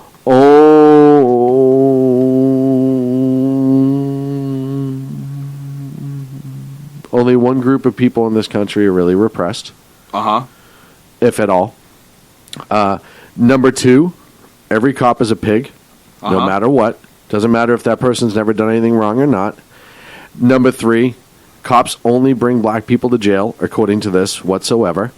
Let's see. Let me keep going. It says bring up history, history, in emphasis. To say tell a story, so to speak. And then there's a peace sign. Where was that peace sign during any of the looting and rioting that have popped out of these protests that we had seen over the last year? Well, let us not forget about the assault that occurred live today on Facebook in Chicago. Chicago police said they'd arrested the suspect seen on a Facebook live video attacking and taunting a duct-taped man while yelling racially charged obscenities. Yes, that's where I wanted to go to with my... One of the suspects was a school acquaintance of the victim, according to police. But you got to go to Daily Mail, UK Daily Mail, to find out this little gem. The suspects, who are black, and the victim, who is white, were said to be young adults over the age of 18. The victim is also mentally challenged. Yes. Way to go. Yay, team. Now, question. Wait, it gets better. According to Fox News, on the video they can be heard yelling, F white people. Right. F Donald Trump. Right. Police Superintendent Eddie Johnson told reporters that 2 males and 2 females, including the woman that shot the video, were in custody. and were supposed to be facing formal charges tomorrow morning. They're investigating whether it is a hate crime due to the racist. I know because it's so questionable. It's still up in the air. It's still up in the air. I think Barney Fife could crack this case. In one point during the video, the victim was held at knife point and told to curse President-elect Donald Trump. He was also made to drink water from a toilet. You know what? That's a federal civil rights violation. Huge federal civil rights violation. It makes you wonder why these individuals treat someone like that, according to Deputy Chief Johnson. I've been a cop for 28 years, and I've seen some things that you shouldn't see. It still amazes me how you see some things that you just shouldn't. I'm going to say it shocked me, but it was also sickening. Cook County DA, where did they weigh in on this? I hear crickets. Loretta Lynch in D.C., where is she weighing in on this? Why is it Al Sharpton? Barack Hussein Obama. All the poverty pimps and race pimps, where are they weighing in? And it kills me at how many of the false reported racially charged events after the Trump election that have all been disproved. Yes. That poor little woman in New York City who was beaten up by those at the college as well. Evil Trump people. Police officers saw the victim walking on the street wearing shorts Tuesday afternoon. When they stopped talking to the man, he appeared disorientated. He was taken to the hospital and given toxicology tests to see if he was drugged in any way, shape, or form. The victim was a classmate of one of the suspects and was held in the apartment for 24, possibly 48 hours. I hope the parents had made a report at some point, especially considering he was mentally disabled. I like this, though. Johnson said authorities currently don't believe the crime was politically motivated, despite the disparaging remarks about President-elect Trump. I wonder if a white person had said the word nigger in an assault, whether or not that would have been considered a hate crime. They'd have to ponder that for weeks, I'm sure. Or if a white person kidnapped an African American juvenile or person and made them say disparaging things about President Obama. Yeah. And fuck Black Lives Matter on a Facebook Live post. I wonder if that would be a hate crime. Reality is what it is. Just by the words we have been called on this show over the last year is because we dared question the president. Right. Now, I know tonight I told him to fuck off. Who, the president? Yes. Yes, he did. Because after you're going to say there's no terrorism attack, and after the Boston Marathon bombings, he can go fuck himself. Especially after he just got off of Air Force One from his last Hawaiian vacation before he gets out of office in 15 and a half days. Yeah, I'm done, dude. I'm done. I can't even stomach that. But everything we've said up until that point was not an emotional argument against what he was doing as president. Right. But we've still been called horrific things. That was an emotional response to the man. Yes. Not to the president. Right. Based upon the ridiculousness. Right. I couldn't give a shite less about his melanin count. His philosophy is what scares the hell out of him. Worldview is reprehensible. You know what? We don't even need to justify that, though, because Hillary Clinton's white, and we talk crap about that. No, we both completely. Harry Reid, but he's white, and we. But you look at all these ads. Paul Ryan on our side of the aisle. Look at what we've gone after him for. What's his name? Turtle McConnell. Look at what we've gone after him for. Yeah. Hey, Chris Matthews. Cuckoo McCain. Chris Matthews. What we go after is the substance. What we go after is the ideology. We go after is the actions. The facts. But it is statements. Crazy to me that over the last 8 years, the things that we have been called... Oh, yeah. Because of our disagreement with the president's policies. Mostly by Ken. A lot of it's by Ken. A lot of it is by Ken. And it's mostly just me for some reason, which I don't even understand. Because you're the blatant bigot. Well, wait. Ken has not logged off yet, so you can only talk about him behind his back after he logs off. Right. And that being said, folks, join SHR Media and put narcolepsy to bed. We have to stop this trend as quick as possible. Yeah. The sudden falling of asleep while you're in the middle of doing something in an upright position can be tragic, and more importantly, it can cause your internet radio to go on and on and on and on. Oh, you mean why other shows are waiting to get in? I didn't say that. I didn't say that either. I just read the piece of paper that Clint just handed me. And I got that from Shaun. Folks, that's it for the Sackheads Radio Show for the 4th of January, 2017. Thank you so much for joining us. We greatly appreciate it. Make sure you check out all the great and new shows on the SHR Media Network starting next Tuesday, I believe. Could be. Berserk Bobcat Ballroom with the bloviating Zeppelin, because why make it easy on the rest of us? And all the other great shows that are on as well. Pick it up tomorrow morning with Pastor Shannon and Mike. With the closing comment by Ken McClinton. Sean's a racist. Sean's a racist. It's not the first time, won't be the last time. Folks, we will see you next Wednesday, 8 p.m. Pacific, 11 on the East Coast. Have a great rest of your evening. The best late-night conservative talk show in America, Sackheads Radio. And listen, there are no people better on the air to give you the best in conservative talk than Sackhead Shaun and Sackhead Clint. And we're working on the immigration papers for a certain other guy who happens to work here too. For those who are tuning in around the world to the best in late-night conservative talk, Sackheads Radio. Sack News. Sack News. Radio. Sack News. Sack News. Radio.